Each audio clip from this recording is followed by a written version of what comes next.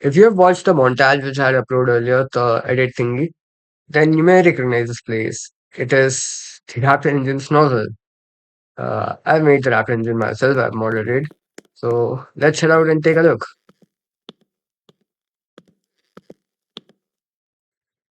So this is a billboard. It shows us images of the Raptor engine, the one on which you are standing right now. And the billboard is levitating using Raptor engine itself. Nice. You can see the whole thing in the edit. There are a few images only. And right now we are standing on the oxygen intake wait. And this one is the methane intake. And I've modeled this engine myself, and this is my first model. I've never modeled anything before, so it's kind of bad. Like you can take a look at this. It's supposed to be flat and smooth, but it's not. It's supposed to be like this, like smooth. Right here, we have a working model of a Raptor engine. It contains scripts and all, so we can actually fire this engine up. But before I show you that, I'd like to explain some other stuff too. So there are two tanks right here. One is a fuel tank and the other is the oxidizer tank. So the fuel tank contains liquefied methane, which is the cryogenic fuel, and this tank contains liquefied oxygen, which acts as an oxidizer. So both of them combust around here, which is in the main combustion chamber, and the products are expelled with high speed and pressure to make the rocket propel up, and that's how the engine works. But actually, it's more complex than what I've explained because there's lots of stuff going on, and most of them I've not made up here in the engine because it's really complex. Like the engine looks so simple, not only mine, but the original Raptor 3. It looks very simple, even though it worked on the most probably the most complex method of firing up the engine. Sorry. Yeah, so like it works on the most complex way you can run the engine, but still it looks very simple. Like other engines, they look so complicated, but I don't know. So yeah, let's fire the engine up. And this right here is it will show up it will show us the statistics of the engine. Yeah, let's toggle the engine. And as you can see, it fires up the uh, gases. You can see the plume there, it's kind of purple and pinkish in color. And there goes the smoke. So yeah, and okay, there's the statistics. So the engine produces a thrust of 280 tons, and its specific impulse, which tells us the efficiency of the engine, is 350 seconds, which is way too good. Like it is one of the most powerful engine we have, and the plume kills you too. It took me about 2 days in modeling and coding part because I've used Roblox Studio after a long time. Like it has been 2 3 years. It has been 2 3 years since I've last used the Roblox Studio. So yeah, it took me a lot of time. And if you're interested in the coding part, you may continue watching the video because I will explain all that stuff too. So before going out, let's turn off the engine. Yeah, okay, engine, and there goes the plume, and the smoke will fade away too.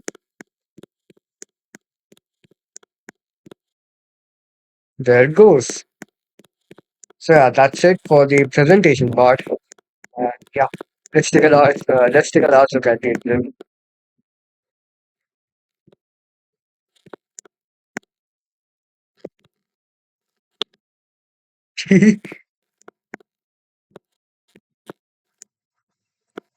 Engine eclipse.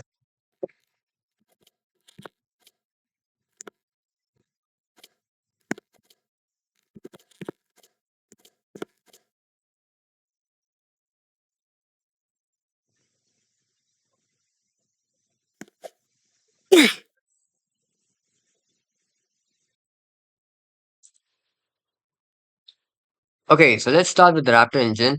It's available on the marketplace, and its link is in the description down below. You can have it. So let's view the engine.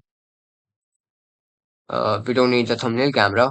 So this is the main model part, the thing I have modeled, and it contains three parts: the intake, the nozzle, and the pipes. I've actually wanted to put this all together, but it would give me an error that there are too many parts in it. So I just have to put it separately. And the nozzle contains three scripts and a proximity prompt. This is the thing you interact with, you give input with. And this is the plumes part, the blocks which produce the plumes. There are actually too many blocks because two blocks won't allow me to make long plumes. So I have to put too many plume blocks. And there are two smoke blocks which produce smoke. So let's take a look at the nozzle, I guess. So,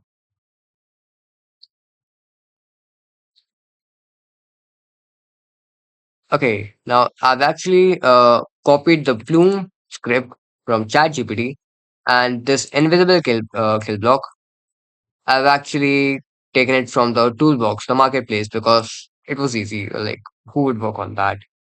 It contains a script which is currently disabled because you don't want anyone to die when the engines shut off.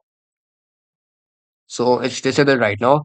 We can enable it using this kill block, which enables the kill block after 3 seconds, which enables it 3 seconds after the engine is turned on. Like you press this E button, you interact with the engine to toggle it on, and 3 seconds after that, the kill block will come into function and it will kill you if you touch it.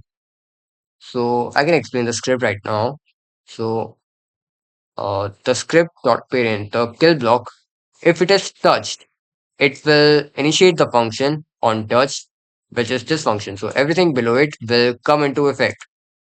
And this thing basically just turns your health into minus, and it basically just turns your health into zero. And that means you did. Now to start the kill block, I've actually made another function, and this is connected to the proximity prompt. So when the proximity prompt is triggered, it will connect, it will initiate the function on click.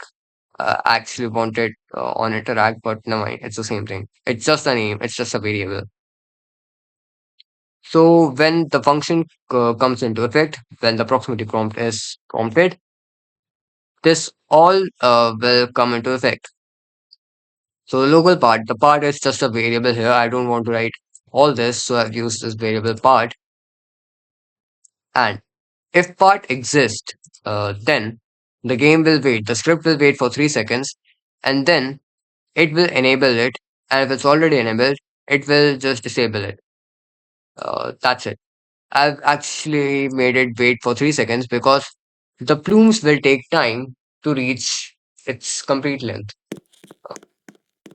So if I just went here, I won't die. But if I go there 3 seconds later, I will die. And since the delay is applicable for toggling off to, I will die if I just go there instantly, even after I've turned the engine off. So I just use the logic, I just use the logic that it will still be too hot for the player to enter. Let's close this. And yeah, that was the kill block and the plume thing. I cannot explain it very much, even though I understand what this thing does. So this is the this represents the nozzle, uh, the part which contains the proximity prompt, and this represents the proximity prompt itself. And these are all the plume blocks which emit the plume. And this thing, it just turns the plume off if it's already on. And this part of the code turns on every plume block with a delay of 0.4 seconds because I wanted it to be like the first plume block will come into effect, then second, then third, then fourth, then fifth. You can actually observe it here too. The plume spreads block by block. Uh, Wait, I think I can show you. Okay, yeah. So when I turn it off, the first plume block will go off, then this, then this, then this, then this. I'll explain the smoke thing later. So yeah, that's pretty much it. And that's why I put the zero point 0.4 second delay. So when the first plume lock goes off, the next one will go off zero point 0.4 seconds later. And this whole thing will come into effect if the interact. The proximity prompt is triggered and initiate the function. It will initiate this function. Now let's take a look at the smoke thing. I've made the smoke and the kill block. Where's the kill block? I've made these two scripts on my own, so they seem too simple. Even though this one is pretty long, it's very simple. I just copy pasted all of these many times because there are too many smoke effects. If you see, there are 12 smoke effects. No, yeah, 12 smoke effects. So what this script does when it is initiated using the proximity prompt, it will wait 4 seconds. I made it wait 4 seconds so that the plumes will reach the smoke block. Then it will start emitting smoke. So after 4 seconds, the all the smoke from the first smoke block will start going off. Like it will start emitting. And that's what all these do. They just emit smoke all at once. If smoke is not already enabled, it will enable it. If it's enabled, it will disable it. And 4 seconds later, it will emit. And 4 seconds later, it will emit smokes from these smoke blocks, which uh, whose parent is the smoke block. Like I'll actually just name it smoke. Sorry. So yeah, I just made it wait 4 seconds more because I wanted the I wanted a smoke from here to reach all the way here, and then the smoke from here will go on. So uh, this gap takes 4 seconds. So that's the 4 seconds after. Yeah, that's pretty much it. Yeah, I've left nothing else. Yeah.